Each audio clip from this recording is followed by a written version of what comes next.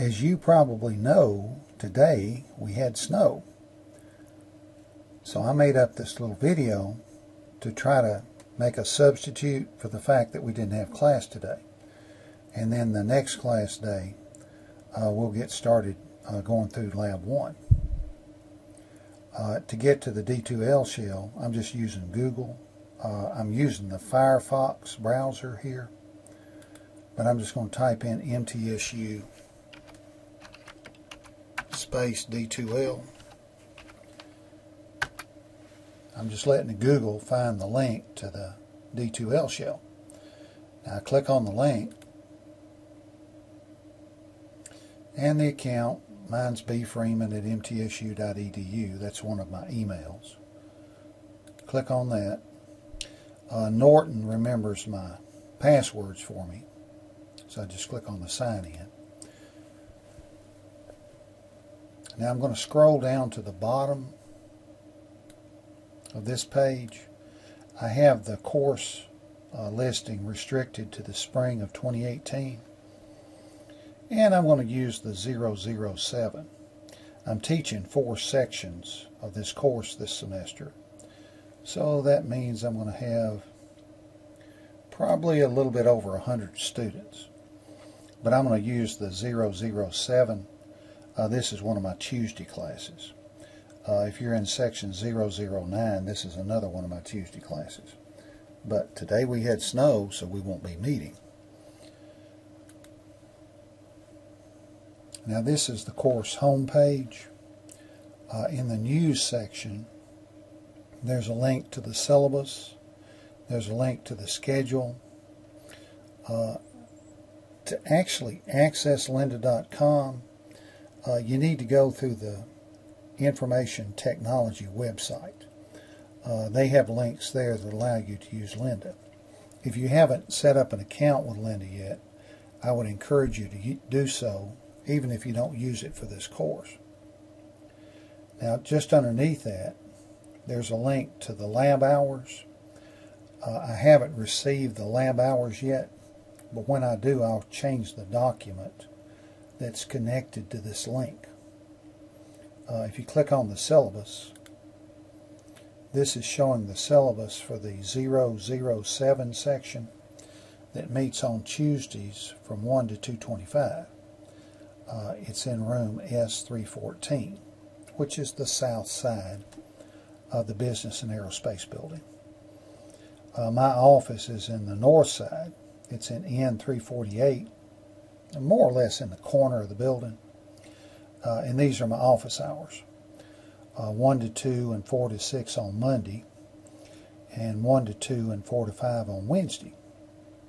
And my office telephone is 615-898-2667. If you're going to send me email, please send it to buddy.freeman@mtsu.edu. MTSU has a separate email system from D2L.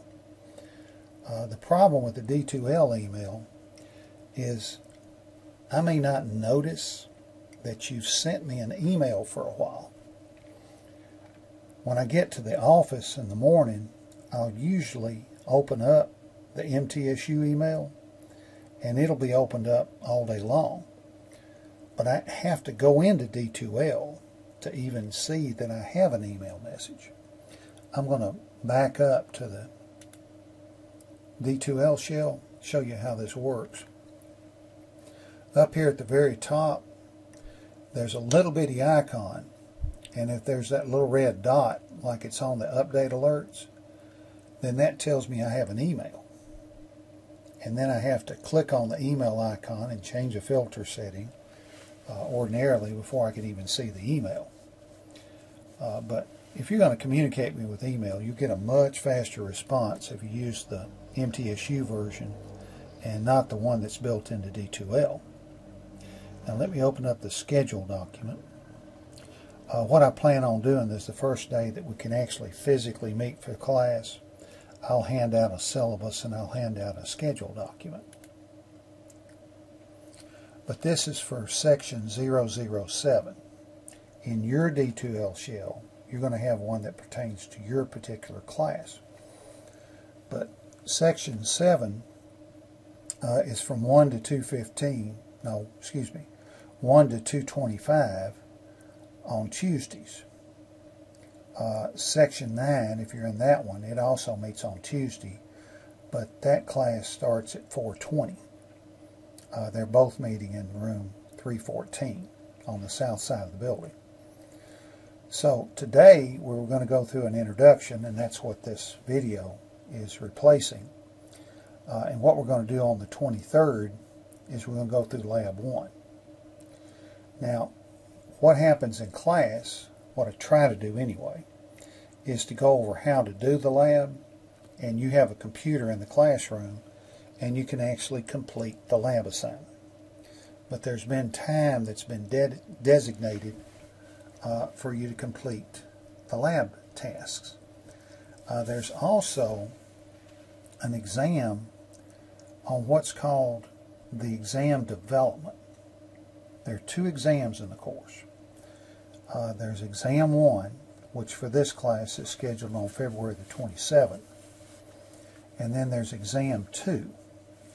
Now you have the option to take that one early, but if you don't elect to take it early, then it's scheduled for May the 1st from 1 to 3 o'clock down in the demo lab, 137E, and this is in the Business and Aerospace building.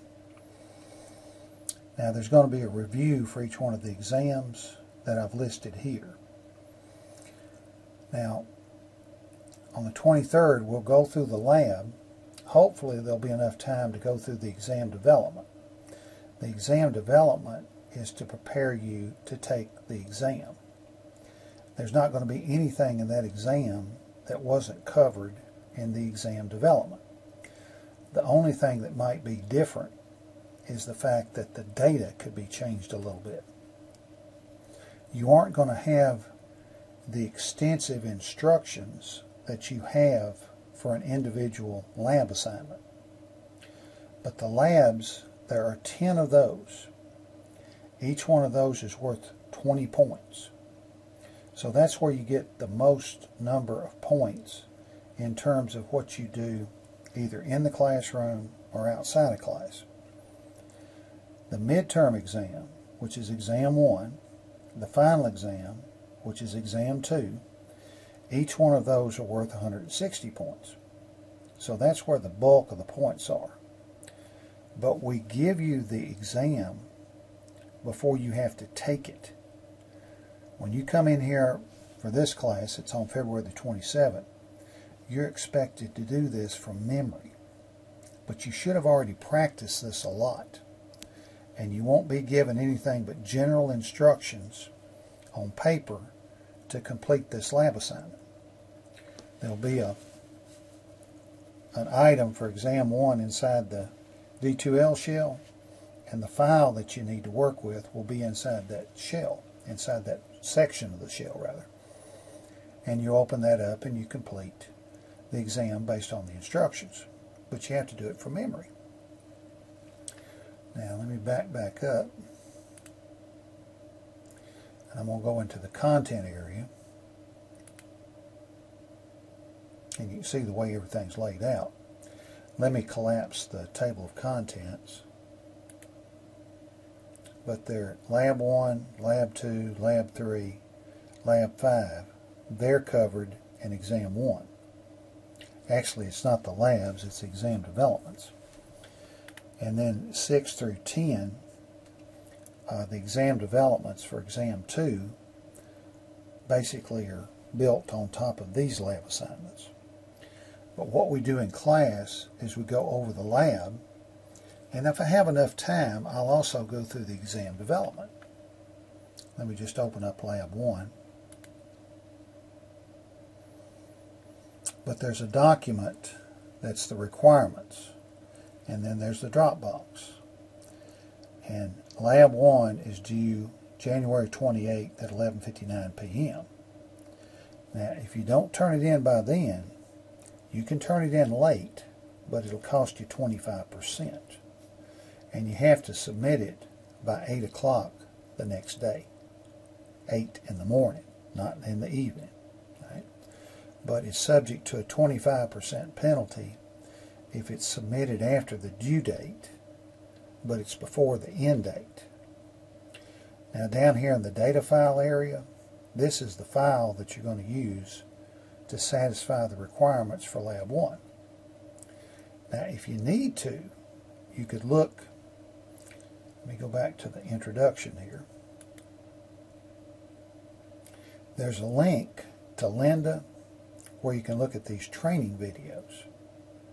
And if you look at this one, if you go through this Lynda video, that should be enough information about Excel so that when you get to Lab 1, you can complete these requirements. Now, once you've completed the requirements, when you look down here in the homework area, there's Exam 1 Development. This is Part A. Part A is associated with Lab 1. There's a question. What we're trying to do is we're trying to get people to go ahead and do this and not wait until right before the exam to start practicing with the developments. This is a 5-point question. Now that's 5 points out of 1,000 points. It's really not worth that much. But we're just trying to put an inducement in here, an incentive, if you will, to allow people to go ahead and do this and not wait. But you have Lab 1, you complete those requirements. Lab 1 goes in the Dropbox. The exam development, this one you start out with an empty Excel file and you just have to put some things in it, but these are the instructions. And then once you've completed it, you should be able to look at that and answer the question. Now the due date for the quiz on the exam development and also the due date for the lab itself, it's the same time. So both of these will be due January the 28th at 11:59 p.m. Now to prepare you for Lab 2, there are training videos. These are optional. You don't have to do these, but if you need them, they're there. And you have to go through Lynda to be able to access these videos, at least the first ones, Lab 1 through Lab 5.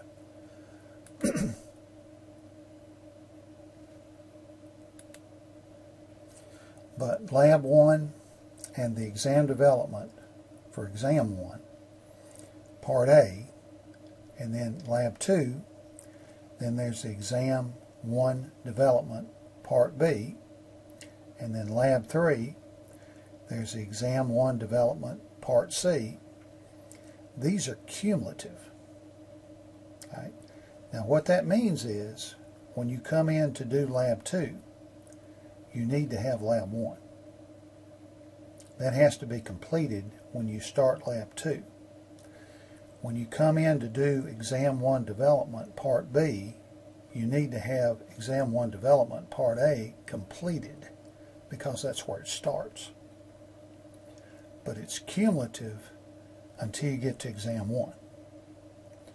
Exam 1 is going to cover Parts A, B, C, D, and E of the exam development. You just won't have as extensive an instruction when you do the exam. There are very extensive instructions for the labs themselves. But when you come in to do the exam, you pretty much need to do it from memory. Now let me illustrate the instruction levels that you have here.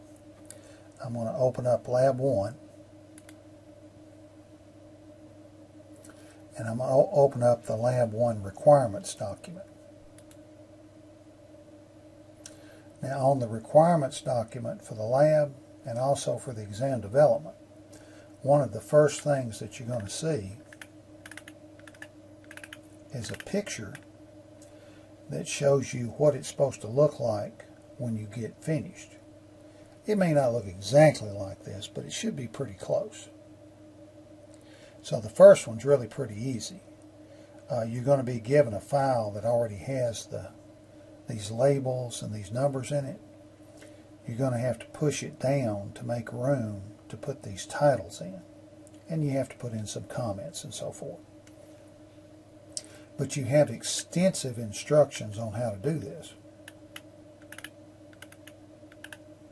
Now, in addition to having these written instructions, you also have video links.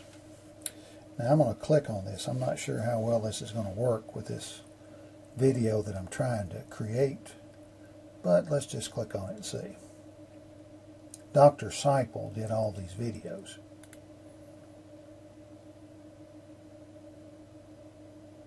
One thing that's overlooked by a number of people is that every spreadsheet, everything you create really needs some type of titling. The point is that somebody opening this file needs to know what you're doing, and you have the data here. But all right, now I'm going to mute this and go back. But here's a video link where you're given step-by-step instructions, and there may be several of these inside a requirements document. Here's another video link. Now, on some of them, you actually have to click on the link to do the next one, but on others, it just flows. When you click on the first one, it's automatically going to flow into the second one and flow into the third one and so forth. But these give you really detailed instructions on how to do this in addition to what's written out here. You don't get this level of instruction when you do the exam development. So let me go back to the table of contents. And let's go back into Lab 1. And we'll go down here to the homework area where the exam development is. Clicking on Part A. And just like in the instructions for the labs, you get a picture that shows what it's supposed to look like basically when you get finished. But you don't get as detailed instructions. It tells you to adjust the width, but you should know how to do that. You don't have a video that shows you precisely how to do this. In these instructions, it shows you the contents of the cells. When we get into formulas and things like that, you're not given that level of detail.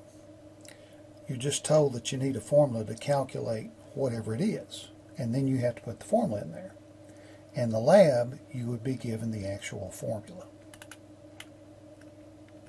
But the level of detail that you get for the instructions for the exam development is less than what it is for the labs. When you get to the exam, you're not going to have this much detail. It's going to be more general information. So it's really, really important that you practice the exam developments so that when you come in there to do the lab, you can do a good job with that. Now, the exam developments are not submitted. They are not submitted for credit. Don't put this in the Dropbox. If you put the exam development in the Dropbox, it's going to replace your lab assignment. Right? That Dropbox only holds one document. The Dropbox is for the lab. Don't put the exam development in there, because then I won't have anything I can grade. But that's basically the way the course works. You have a lab. We'll go over that. If there's time, we'll go through the exam development. Especially around Lab 5, it takes pretty much the whole class just to go through the lab assignment. There's just not enough time to go through the exam development. Now, when we get to the second part of the course, when we get to Lab 6 and 7, 8, 9, and 10, there's no longer this cumulative nature as it refers to the labs. It's still cumulative for the exam development, but you're going to have a document, an Excel file that you start Lab 6 with. The next week when we do Lab 7, you'll have a different document. You'll have a different set of data. Same thing for Lab 8. Lab 8, we're going to have multiple tabs. It won't just be one tab inside the Excel file. When we get into Lab 9 and Lab 10, that's where we're going to introduce databases. We're going to have data that's outside of Excel. But I think you're going to find that you're going to get a lot of useful information in the lab part of the course. You may not have the same type of application. After Exam 1, we get into a financial application. It's a loan company. Before, there's this company called Digital Works, but it's more simplistic what you do there. After Exam 1, we get into pivot tables and pivot charts and things of that nature. But you should get some information here that you can use in other areas besides just the financial area or inside just kind of a bookkeeping application. Now the points, there's 570 points available in the lab part. And in the lecture part, the other part of this course, there's only 430 points. Go back. I think that's at the bottom of the schedule. Yeah. But the 570 points for the lab are in labs, exam developments, the midterm, and the final. Then there's an additional 430 points that's available in a lecture. You do not get a grade in the lab part. There really aren't any hours credit for the lab part. The grade, whether you get an A, a B minus, a C, whatever the letter grade is, that's assigned in the lecture part. I have people that send me emails and they want to know, well, what do I need to make on Lab 10 to get a B in this course? And I can't answer that question because I don't know how many points you have in your lecture part. But there's 1,000 points total. The person that's teaching the lecture section decides what the cutoffs are for the letter grades. As a lab instructor, what I'm doing is I'm providing the points to the person that assigns the letter grade in the lecture part of the course. All right, so I'm not going to be able to answer questions like that. If I know the number of points that you have in the lecture part, I can add those to the number of points that you have in the lab part. But you can just look in the D2L Shell and you can see what your points are. Now, anybody that wants to take Exam 2, if you want to take it early, you need to send me an email, because what I have to do is I have to change some things to allow you to do that. By default, everything's set up so that people take it when it's scheduled during the final exam week. But it's fairly easy for me to change it, but I need to change it. It's going to take time. If you just show up to take the exam early, it's going to take me some time to go in there and access your actual information and make those changes so that you can get started working on that. But you do have the option to take it early. And that's kind of a brief introduction to the course. I think you'll get a lot of useful information out of learning how to use Excel to solve these types of applications that we have as examples in this course. But you can certainly use this in other areas besides just financial applications and kind of basic bookkeeping applications. And we'll be talking to you later. Goodbye.